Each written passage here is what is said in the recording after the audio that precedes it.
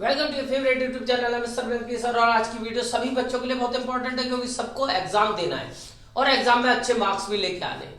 आज की वीडियो में तुम लोगों के लिए उसी बेस पे लेके आया हूं कि अब हम स्टडीज में अपना अच्छा कैसे करेंगे, बेस्ट कैसे करेंगे, किस तरीके से हम अच्छे मार्क्स ला सकते हैं।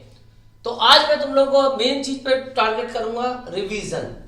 क्योंकि हमारी जो एजुकेशन सिस्टम है उसमें जो स्टडीज है उसका सबसे इंपॉर्टेंट पार्ट रिवीजन है। अगर हमारा रिवीजन प्रॉपर नहीं है और रिवीजन सही से नहीं किया गया है तो 100% हमें उसके नेगेटिव इंपैक्ट झेलने पड़ते हैं।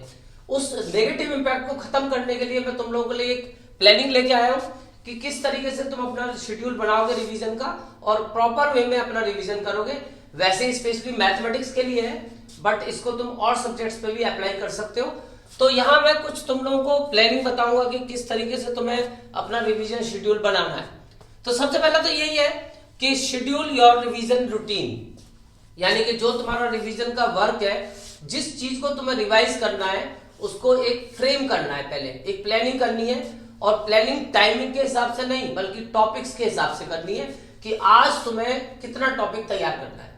यानी सबसे पहले अपना एक सुबह को बैठ के प्लानिंग करनी है कि मुझे क्या टॉपिक आज बनाना है, किस टॉपिक को रिवाइज करना है, वो टॉपिक उस पर नोट करना है और लास्ट में फिर रात को कट भी करना है कि क्या कि मैंने वो टॉपिक कंप्लीट किया या नहीं किया। उससे क्या तुम्हारे दिमाग में प्रेशर भी बनेगा कि अगर टारगेट अचीव नहीं हुआ। इसके बाद सेकंड, ये सबसे इंपॉर्टेंट पॉइंट है कि अपना जब तुम रिवीजन करोगे तो रिवीजन का मतलब खाली एक नॉर्मल रिवीजन नहीं कि तुमने किताब उठाई क्वेश्चन स्टार्ट कर दिए। रिवीजन का मतलब ये भी है कि जिस तरीके से हम पढ़ते हैं सेम उसी वे में रिवाइज करते हैं। यानी सबसे पहले अपना कॉन्सेप्ट ऑफ फॉर्मूला एक बार रिवाइज करना है चैप्टर का, फिर चैप्टर के क्वेश्चन स्टार्ट करने। तो क्वेश्चन जब करोगे तो अपने जो उनमें वीक टॉपिक्स कुछ निकल के आएंगे, कुछ चीजें ऐसी निकल के आएंगी। जैसे तुम चैप्टर 2 कर रहे हो पॉलिनोमियल्स, तो मालूम पड़ा हुआ तुम्हारा ग्राफ का कॉन्सेप्ट क्लियर नहीं है, उसके क्वेश्चन में तुम्हें डिफिकल्टी महसूस हो रही है। तो अपने वीक टॉपिक्स को आइडेंटिफाई करना है और एक तरफ नोट करते रहना है कि कौन कौन से टॉपिक्स हमारे वीक चल रहे हैं। इसके बाद फोकस ऑन पीवाईक्यूज। देखो कोई भी एग्जाम दे रहे हैं हम, मान लो 10th का एग्जाम दे रहे हैं, 12th का एग्जाम दे रहे हैं या कोई कॉम्पिटिटिव एग्जाम दे रहे हैं, तो वो एग्जाम अगर पहले से चला आ रहा है तो हमें उसके जो पिछले क्वेश्चंस आए हैं उनको अपने दिमाग में फीड करना है और एक एग्जाम का क्वेश्चन पेपर अपने दिमाग से फॉर्म करना है कि किस तरीके के क्वेश्चंस एग्जाम में आते हैं या किस लेवल के क्वेश्चंस एग्जाम में आते हैं। तो हम एक पीवाईक्यूज पे जरूर फोकस करेंगे और अक्सर तुमने देखा तुम्हारी जो रेफरेंस बुक होती है उन पे लिखा भी रहता है कि ये क्वेश्चन इस साल बोर्ड में आया, इस साल बोर्ड में आया। तो उन क्वेश्चंस को जरूर करना है जिससे कि तुम पिछले वाले जो पेपर के पैटर्न है उससे रूबरू हो जाओ और तुम्हें पता चल जाए कि किस तरीके का लेवल का पेपर आने वाला है। इसके बाद फोर्थ पॉइंट है solve questions from basic to hards. अक्सर मैंने देखा है बच्चों को कि वो जब रिवीजन करते हैं तो वो लोग क्या करते हैं, इजी को छोड़ देते हैं और वो डायरेक्ट हॉट से स्टार्ट करते हैं। ये बिल्कुल गलत प्रैक्टिस है। तुम्हें हमेशा सबसे पहले बेसिक करना है, यानी जिस तरीके से पढ़ाया जाता है सेम उसी तरीके से रिवाइज करना है। हम भी पहले बेसिक पढ़ाते हैं, फिर एवरेज पे आते हैं, फिर उसके बाद डिफिकल्ट पे आते हैं। तो हमें बेसिक टू हॉट्स चलना है। हाई ऑर्डर थिंकिंग के क्वेश्चंस जो होते हैं वो सबसे लास्ट में करने हैं, क्योंकि फिर अगर स्टार्टिंग में हम हॉट्स लेंगे और अटक जाएंगे तो हमारा मोरल डाउन हो जाएगा और हमारा इंटरेस्ट खत्म हो जाएगा।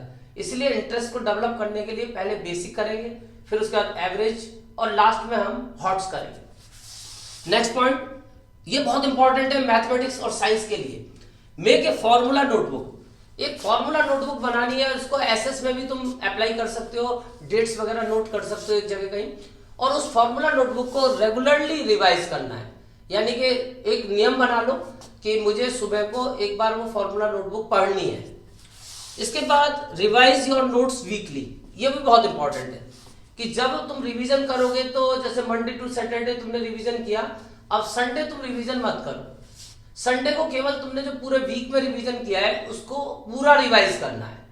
तो ये भी एक बहुत बड़ा पॉइंट है कि रिवीजन का रिवीजन भी जरूरी है, जिससे क्या है वो हमारी मेमोरी को और इंक्रीज करेगा।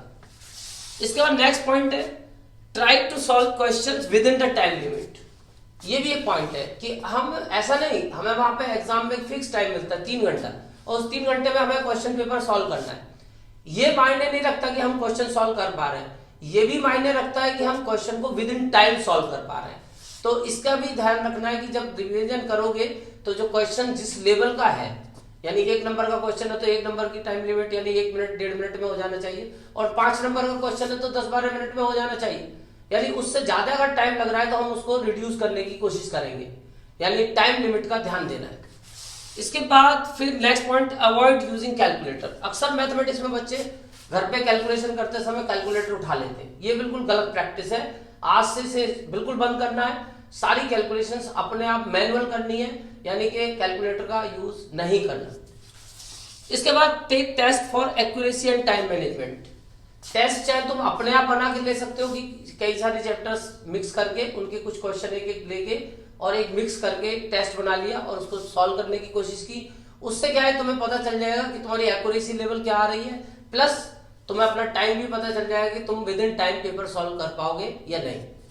इसके बाद last point, take help from your teachers और यूट्यूब मतलब Amit sir math PSR for any difficulty during the revision. अगर तुमको रिवीजन में कहीं कोई प्रॉब्लम हो रही है तो टीचर्स की अवेलेबिलिटी तुम्हारे पास है, स्कूल में, ट्यूशंस में।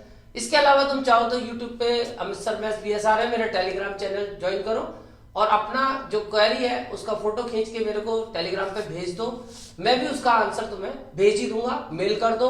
यानी किसी भी तरीके से तुम मुझसे कांटेक्ट करके अपनी क्वेरीज को सॉल्व कर सकते हो।